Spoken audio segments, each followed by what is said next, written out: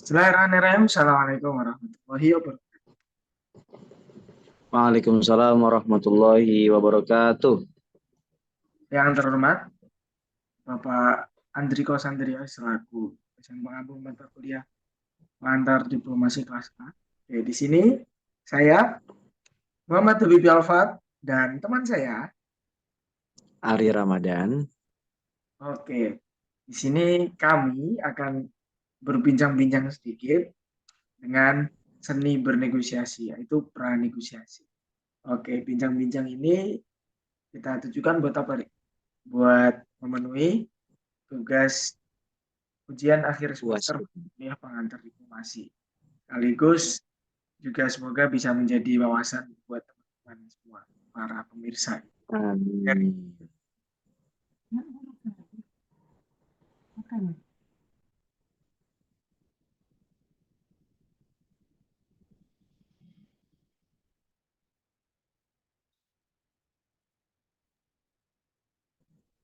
Iya, oke. Di sini kita mau membahas apa, Ri? Ini, Ri? Kita di sini membahas pranegosiasi. Oke. Ada berapa bab yang mau kita bahas nih? Yang pertama di situ ada definisi, terus ada agreeing the need to negotiate, menyetujui kebutuhan negosiasi, terus ada menyetujui agenda dan menyetujui prosedur. Oke. Belum berhenti sampai di situ, pembahasan kita juga mencakup tentang kerahasiaan dari pranegosiasi ini, bentuk pranegosiasi, tempat pranegosiasi, kemudian ada pendelegasian pranegosiasi, kemudian ada waktu, kapan waktu yang bernegosiasi. Oke, langsung aja Mas Hari. Kita di sini pembahasan yang pertama nih membahas definisi pranegosiasi. Sebelum kita masuk Iya. ke materi ini, kalau menurut kamu sendiri tuh eh, pranegosiasi itu didefinisin sebagai apa sih? Sebenarnya sih pranegosiasi itu apa gitu? Kalau bahasa Mungkin gampang dicerna para pemirsa. tahap awal ya. Tahap awal misalkan kita mempunyai seperti sesuatu yang kepentingan untuk negara lah. Jadi di situ kita mengadakan negosiasi gitu. Tahap awal dari sebuah eh, pembicaraan seperti itu. Oke, jadi tahapan awal gitu ya. Jadi ada perundingan sebelum Hmm. pembicaraan gitu ya. Ya, oke. Oke. Langsung saja, pranegosiasi ini sendiri adalah tahapan awal dari negosiasi yang merupakan pendahuluan pembicaraan tentang awal. Biasanya dia dulu ada di Austria dan Belgia untuk menetralisir dan perdamaian. Sifatnya bisa informal, bisa bersifat ya, dan jauh dari informasi dan konflik. Jadi intinya pranegosiasi ini sendiri adalah sebuah tahapan yang jauh dari media, di mana digunakan untuk persiapan untuk berunding. Jadi misalkan ada dua kelompok yang ada tahapan pra berundingnya kayak untuk memulai pembicaraan awal gitu. Oke, next. Setelah masuk ke definisi yang kedua, kita apa nih? Tujui kebutuhan untuk negosiasi. Iya, kebutuhan bernegosiasi. Iya, oke. Next, ada ada apa-apa aja sih kebutuhan buat bernegosiasi ini sendiri gitu. Oke. Nah, nih ada tiga faktor-faktor ini. Nah, ini gimana nih, Rik, maksudnya nih? Rik? Yang pertama di situ ada mengulur waktu atau mendapatkan pres yang baik untuk dipikirkan. Jadi sebelum adanya negosiasi substantif itu, maksud yang dimaksud dengan negosiasi substantif itu jadinya kita mengulur-ulur waktu dulu atau mendapatkan proses yang baik untuk dipikirkan. Di situ kita bisa mendapatkan ide-ide apa saja yang bakal kita sampaikan saat negosiasi tersebut. Terus yang kedua di situ ada apa Mas Habibie? Yang kedua di sini ada ketakutan suatu partai dan perubahannya atas garis keras partai. Jadi kalau misalkan ada dua kelompok eh, partai yang takut, kemudian mereka mau berunding aja itu takut. Jadi ada persetujuan untuk mau bernegosiasi, berusaha apa gitu ya. Tapi menurut lo, kenapa sih kok bisa sih ada suatu partai, suatu bahkan negara gitu ya. Kenapa kok bisa takut sih? Rik? Gimana deh? Mau negosiasi aja takut. Rasanya apa tuh kira-kira? Mungkin eh, bakal membuat ini ya Mas Habibie ya, kerugian gitu di dalam suatu partai tersebut. Iya, jadi bikin kerugian, jadi sebelum ada kerugian mau ya ada peran negosiasi dulu ya, menyetujui buat negosiasi gitu ya Mas Ari. Iya. Oke. Nah kemudian yang terakhir ini ada terdorong untuk negosiasi prasyarat ini masih berhubungan sama prakondisi tadi, Iya. mana mereka bernegosiasi karena takut, jadi mungkin mereka tidak mengharapkan adanya prasyarat, pentingnya mah negosiasi gitu. Misalkan dari pihak yang skeptis, yang enggak peduli, yang acuh tak acuh, jadi mereka eh, menghindari peran negosiasi ini malah sebenarnya. Kemudian contoh-contohnya ada di sini nih. Baca nih Mas hari ini. Pertama, sikap terhadap Korea Utara pada tahun 2017, kegelisahan atas lonjakan uji coba rudal oleh Kim Jong Un. Yang kedua, di situ juga ada konflik perang Arab Israel pada tahun 1976 membutuhkan bantuan Amerika untuk mediasi. Terus juga ada contohnya situ koalisi nasional Suriah. Dan yang terakhir situ ada Presiden Bashar al-Assad mundur sebelum konsensi Jenewa 2014. Oke. Kalau dia mati dari contoh-contoh yang mau kita bahas ke depannya nih, Amerika sama Korea Utara, kemudian ada Israel Palestina, ada Suriah, ada Jenewa gitu. Kira-kira kesamanya apa ya dari ini ya? Kalau menurut lu gimana? Kesamanya itu apa? Gitu? Menurut kamu gimana? Apa ya? Persamaan dari gimana Mas Habibie? Ini ya kesamaan kenapa contoh-contohnya itu negara-negara yang kayak gini gitu. Banyak kasus-kasus gitu ya. Ya mungkin memang yang kita lihat di sana itu kan seperti ini Suriah, Arab, Israel, eh, di daerah Timur Tengah ya. Yang menjadi pertanyaan kita juga sangat besar, kenapa sih terjadi Iya. banyak konflik di daerah Timur Tengah itu yang tidak berkehabisan? Apakah mungkin memang gara-gara politik? Apakah mungkin gara-gara eh, eh, yang kita ketahui Timur Tengah itu mempunyai banyak eh, apa namanya penghasil minyak seperti itu. Itu yang besar sekali pertanyaan yang apa yang dunia ketahui itu konflik di Timur Tengah yang tidak berkehabisan seperti contoh-contoh tersebut. Berarti intinya eh, ketika ada pihak-pihak yang mau bernegosiasi, setuju buat bernegosiasi berarti mereka dalam keadaan bermasalah gitu. Berarti gitu ya, Ria. Mungkin iya bisa jadi sih Mas Habibie. Jadi bermasalah gitu ya. Logis sih. Oke, next. Nah, ternyata setelah ini pemirsa sekalian dijelaskan faktor-faktor dari pranegosiasi ini sendiri. Yang pertama tadi jelas ya, karena ada situasi yang nggak biasa, jadi kemudian mereka punya merasa punya kebutuhan yang sama, mesti mereka tuh yakin buat bernegosiasi. Situasi yang tidak biasa tuh kayak gini teman. Nah, misalkan tadi yang dicontohkan itu ada Israel, ada Amerika sama Korea Utara. Dua contoh ini adalah negara-negara yang tidak punya diplomatik yang baik. Jadi mereka berseteru gitu ya Mas Arya. Banyak Ya, berseteru, kemudian eh, kurang akur gitu ya, bisa bikin perang bertiga gitu kan ya. Atau emang mereka nggak temenan gitu. Jadi kalau mau negosiasi standar nggak jalan gitu ya Mas Arya. Iya, bisa Iya. jadi.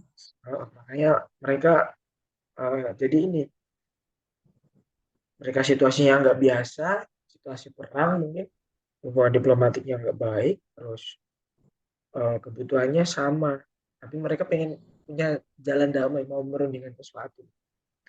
Jadi kemudian mereka yakin buat bernegosiasi. Alurnya paling gampang seperti itu. Sehingga mereka coba nyari celah gimana biar bisa negosiasi, biar kita dapat jalan yang sama baiknya, biar ada kemajuan, kemudian keamanan di negeri mereka. Kalau kita lihat kan kayak oh, status keamanan di negara-negara nih, negara-negara Timur Tengah tuh banyak yang negara indeksnya mereka itu berkonflik gitu. Jadi mereka nggak dalam situasi yang normal. Banyak kayak Israel Palestina itu indeks keamanan mereka rendah. Kemudian militernya indeksnya juga naik-naik. Jadi ini dari segi keamanan mereka mungkin merasa terancam. Beda sama negara-negara yang punya hubungan diplomatik lain. Jadi cenderung keamanan mereka lebih stabil, lebih terjamin gitu. Oke. Jadi itu tadi ya teman-teman alasannya. Nah, sekarang yang ketiga nih, yaitu setelah mereka ini ada situasi yang nggak biasa. Mungkin mereka lagi perang, mereka lagi tidak akur, mereka ya itulah nggak istilahnya kalau temenan lagi nggak temenan. Jadi mereka setuju bernegosiasi. Itu setelah mereka, oh iya ini sama pentingnya nih, tapi kita harus menyelesaikan nih. Nah, kayaknya kita harus berunding. Nah, setelah itu nggak cuma berhenti di situ ya. Kemudian yang ketiga, setelah berunding, setuju buat berunding, apa nih? Materi yang ketiga nih.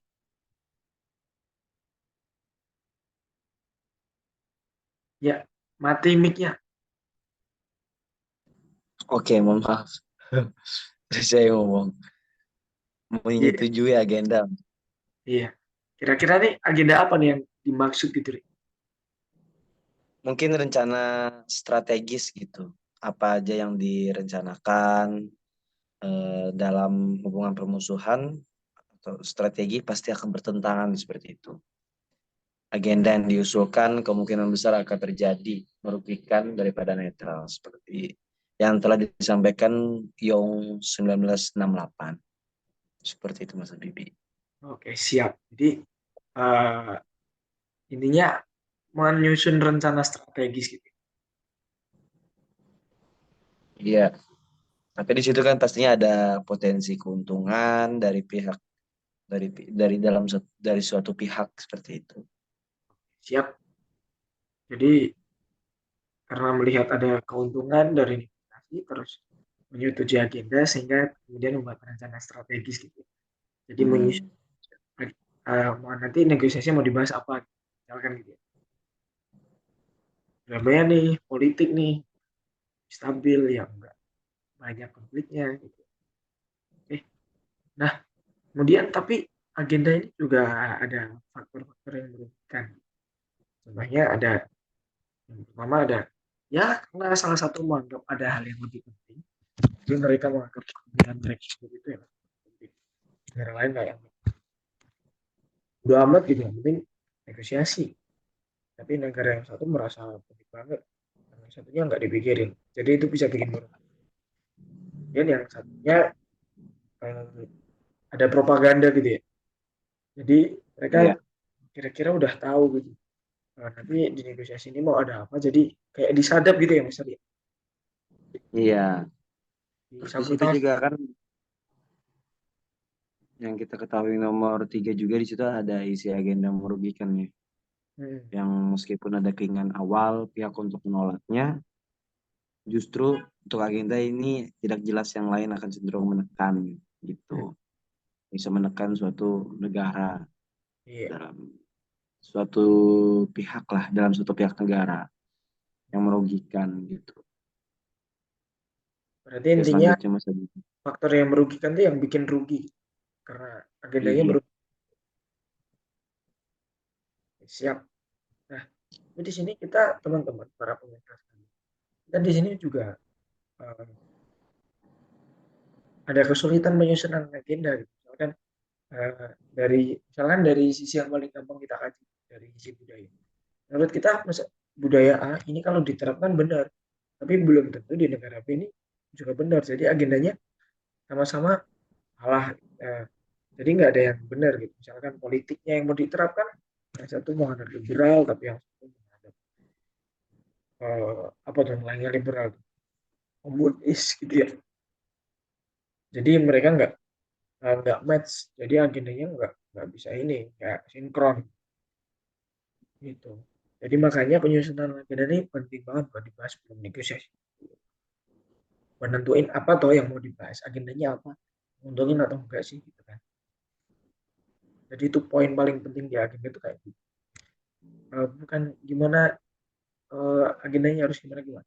Topiknya mesti udah ada karena ada masalah yang timbul dulu, tapi mereka harus punya agenda yang sama-sama bisa saling kerja, saling untung. Bukan yang satunya rugi, yang satu untung.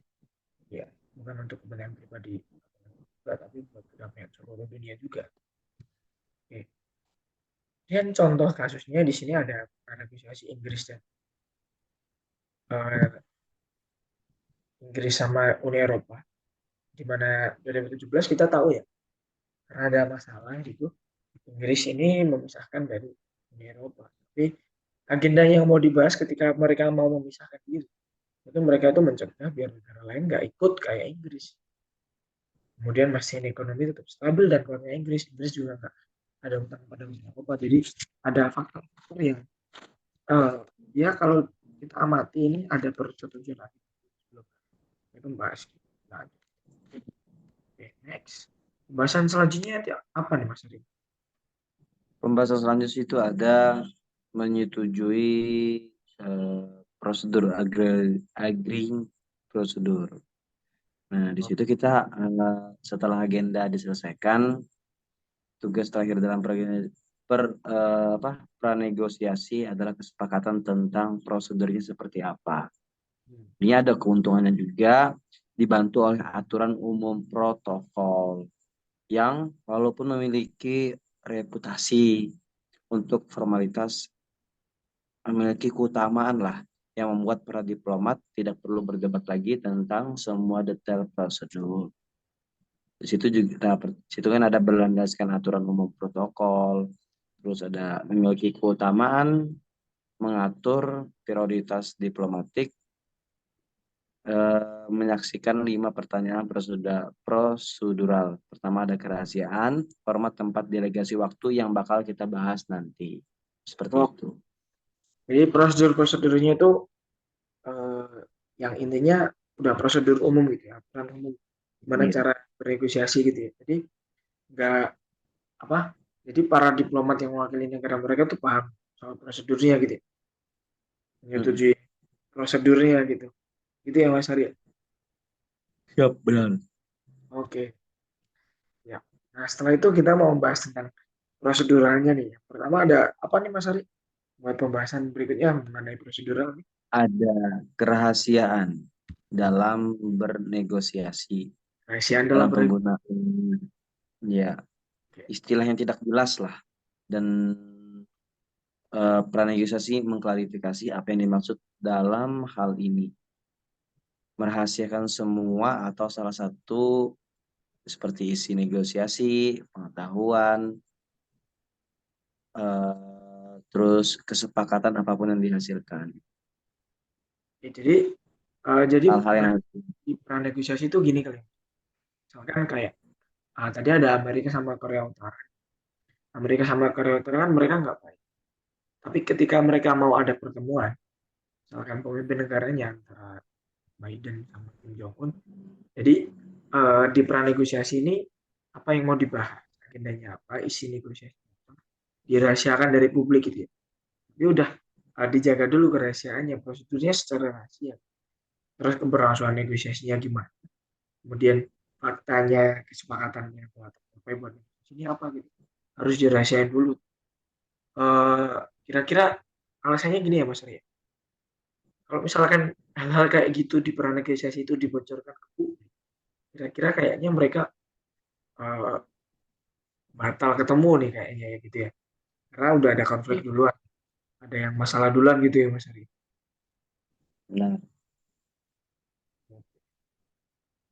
Jadi itu adalah pentingnya kenapa untuk pranegosiasi itu adalah eh, berupa wujud kerahasiaan. Karena kembali lagi teman-teman, tadi ada faktor yang tidak biasa dari eh, hubungan bilateral atau multilateral dari satu negara dan negara lain yang ya berseteru, mereka ada adu saing, mereka udah ada konflik dulu, kemudian takut akan sesuatu, jadi membuat hubungan kita nggak.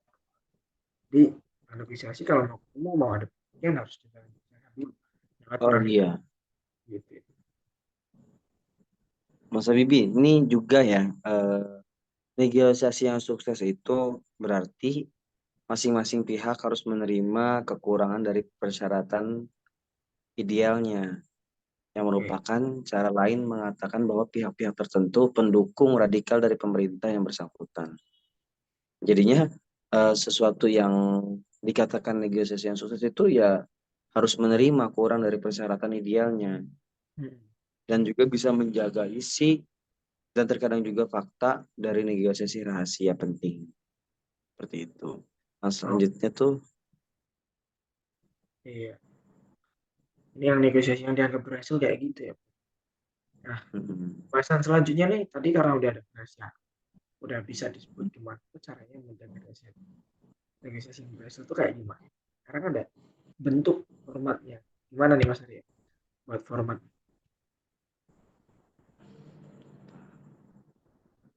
bentuk ya. Heeh. Pastinya di situ ada pertemuan secara langsung atau tidak langsung. Sudah menjadi aksiomatis bahwa pembicaraan langsung atau tatap muka akan dilakukan ketika para pihak memiliki hubungan yang normal. Nah, di sini kan kalau misalkan hubungannya normal ya negosiasinya bakal tatap muka, Langsung aja tatap ketemu, gimana?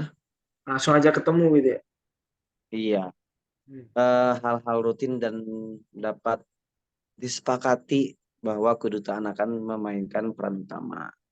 Hmm. Namun, jika negosiasi mereka secara tidak langsung, mungkin karena ada masalah pengakuan atau kekhawatiran seperti itu. Terus di situ juga ada jumlah pihak yang terlibat. Itu seperti apa sih Mas Habibie jenis-jenis diskusinya gitu. Hmm. Memilih jenis diskusinya. Jadi itu gini ya, kalau misalkan ada dua negara tadi yang saling berseteru, kemudian mereka mau bernegosiasi, mereka harus nonton format dulu. Kalau misalkan mau ada pertemuan dari negara-negara yang enggak apa ya, yang enggak nggak damai gitu loh, nggak punya hubungan diplomatik yang baik. Jadi mereka tuh harus mikir dulu. Mereka apakah bertemu dua negara doang atau mereka ini mau ada konferensi multilateral gitu atau mau kombinasiin. Jadi misalkan pakai negara lain buat mediator sehingga bisa ada konferensi multilateral. Atau malah ada cuman diskusi dua negara doang gitu. Jadi itu formatnya nanti dibahas di negosiasi. Baiknya gimana, harus gimana, jadi harus dibahas dulu gitu. Oke, nah kemudian ada faktor pemilihan format. Kira-kira apa aja sih Ri, yang bikin apa ya? Apa ini bikin harus formatnya bentuknya gini, bentuknya itu kira-kira faktornya apa aja? Ya, urgensi menghadiri negosiasi lah. Keadaan hubungan antar negara itu seperti apa, penentuan yang paling kuat dan paling tegas. Terus itu juga ada kecurigaan, potensi saat negosiasi dilakukan akan berubah kecurigaan atau tidak di dalam sebuah negosiasi. Misalkan negara ini mempunyai hubungan yang tidak baik, pasti di salah satu dalam satu pihak itu mempunyai kecurigaan masing-masing. Terus juga ada koalisi negosiasi dari pihak yang lebih lemah kepada pihak yang lebih kuat, cenderung untuk mencari koalisi.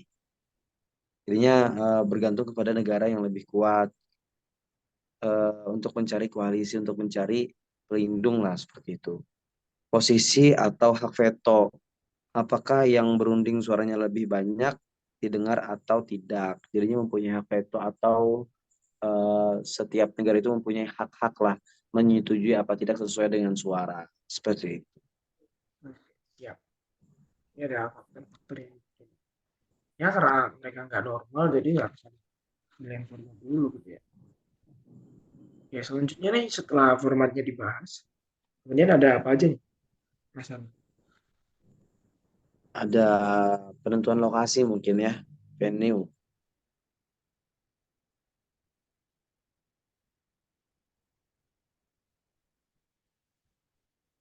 Gimana yang dipertimbangin kalau penentuan lokasi nih? Kita bisa lihat ya yang diagram ini. Kan suatu simbol gitu. Lokasi lokasi yang dipilih bisa saja menyimbolkan sesuatu gitu. Bisa kalau ini dibelinya di sini ini negaranya damai, negaranya enggak konflik. Jadi bisa buat tempat buat negosiasi. Dipikirin dulu gitu. Nggak ada ekstradiksi gitu. Kemudian biar nggak ada propaganda. Jadi negaranya nggak negara yang berat sebelah gitu ya. Tapi negara yang emang netral banget buat berunding. Terus fasilitasnya juga harus cuma kalau misalkan udah damai, tapi mereka mau memfasilitasi negara apalagi yang berkonflik. Jadi mereka uh, harus ada alat-alat ke sana biar bagus, kan? Cara bertemunya tidak secara langsung, biar nggak ada apa-apa. Bagaimana tempat mereka menginap, tempat mereka biar nggak aman, saling jauhan. Kemudian keamanan dari negara itu juga ada iklim itu juga. Kemudian di sini apa aja nih Mas? Jenis-jenisnya dari tempat-tempat Faktor ya Mas ya. yang ini, yang jenis ini apa? Mereka kan udah tadi ya, udah soal Oh keamanan nih. iya, Ada tempat-tempatnya tuh kira-kira tempat netral, meeting place sama bergantian tuh gimana sih maksudnya sih? yang tempat netral gitu Mas ya. Hmm. Ya pastinya dalam negosiasi kan harus memerlukan tempat netral kan Mas ya. Dan di mana kalau misalkan kita ketahui adanya negosiasi kebanyakan mempunyai hubungan yang kurang baik. Kalau misalkan negara A dan negara B contoh itu mempunyai hubungan kurang baik dan ingin bernegosiasi, tidak mungkin negara A itu ke negara B atau negara B ke negara A. Nah, itu harus mempunyai tempat di mana untuk bernegosiasi. Contoh di sini kan ada Swiss dan Austria karena kedua negara tersebut netral permanen dalam hukum internasional. Itu. Terus juga ada meeting halfway, memilih tempat yang sekiranya secara geografis berada di antara negara-negara yang bernegosiasi. Yang tadi saya sebutkan.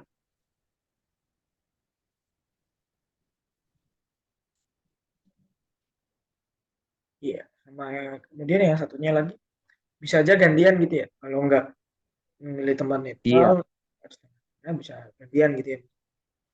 Namanya benar. negara yang pertama di negara A, yang negara B, dua tempat. Sekarang lanjut nih, yang nomor 8 ada apa nih? Pendelegasian, delegation. Delegasi. Kira-kira delegasi yang gimana nih Mas Ari yang dibutuhkan gitu? Eh, bentar, Mas. Yang dimaksud apa tadi? Delegasi, delegasi. Mungkin besar kecil isu yang akan dibahas. Habis itu ada keseriusan masalah, status negara yang bersangkutan, dan delegasi yang diutus itu apa saja. Oke, berarti emang pendelegasian ini orientasinya adalah kalau masalahnya ini besar, jadi mereka mengirim Hmm. delegator delegasi yang ya jumlahnya lebih banyak buat menyelesaikan masalah yang lebih banyak. Kemudian buat melindungi keamanan mereka juga. Kalau sendiri takutnya nanti Ya, ini ya nggak apa ya nggak aman gitu kan. Kemudian masalahnya serius apa enggak juga penting. menyangkut Menyangkut nyawa gitu ya. ya level atau Hmm, apa sih ukuran delegasinya itu. iya Terkadang juga komposisi delegasinya itu seperti apa.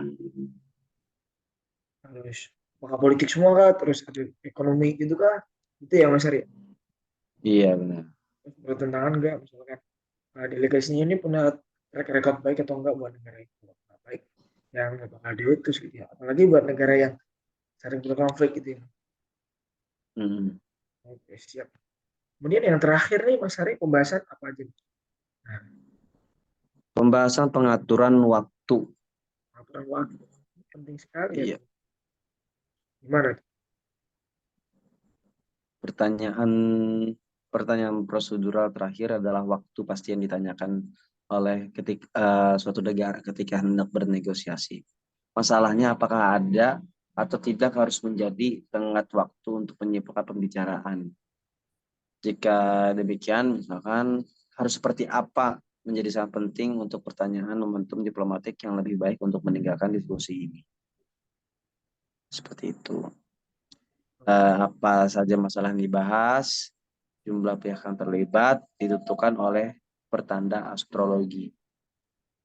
Oke Seperti jadi itu, ada Mas. faktor gitu ya selain dibahas Mm-mm. panjang apa enggak urgen apa enggak waktunya mau cepet apa yang lama terus perundingannya cepet apa lama pihaknya yang terlibat gimana kalau sedikit jadi mungkin waktu ketemunya bisa lebih gampang gitu ya Iya. ya kalau banyak harus menyesuaikan kebenaran terus ada astrologi misalkan mainan hari-hari yang buruk misalkan orang Cina itu nggak suka angka 4 jadi main dari tanggal 4 terus ada halaman cekam lain yang di itu itu semua yang jadi faktor pemirsa gitu oke okay. That's the end of our presentation. Itu tadi kita pertimbangan-pertimbangan dari organisasi. Nah, dari sini kita bisa saling merangkum ya. Rangkumannya oke. Okay.